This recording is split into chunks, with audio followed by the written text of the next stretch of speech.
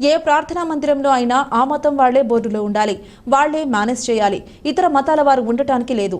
దేవాలయాలు, చర్చిలు, మసీదులలో ఆయా మతానికి చెందిన వాళ్లే ఉండాలని సీఎం చంద్రబాబు అన్నారు. అవసరమైతే ప్రత్యేక చట్టం కూడా తెస్తామని స్పష్టం చేశారు. ఏ ప్రార్థనా మందిరాల్లో గాని ఒక మతమని కాదు, అక్కడంతా కూడా ఆ మతం వాళ్లే ఉండాలి.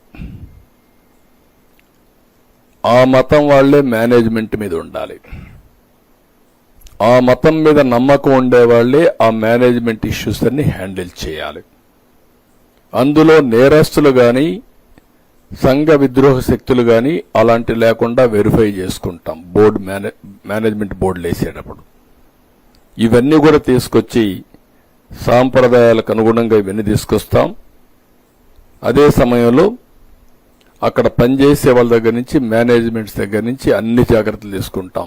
ఒక దేవాలయాలే కాదు, మసీదులు గాని, ప్రార్థనాలయాలు, మీ చర్చెస్ గాని అన్ని దిక్కల ఇది పాటిస్తాం.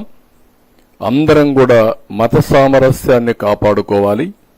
వేరే మతస్థులకు అనవసరంగా ఇబ్బందులు కలిగించే విధంగా ఎవ్వరూ ప్రొవోక్ చేయడానికి వీల్లేదు. అది కూడా తీసుకొస్తాం. అవసరమైతే ఒక ప్రత్యేకమైన చట్టాన్ని తీసుకొస్తాం, దాన్ని అమలు చేస్తాం.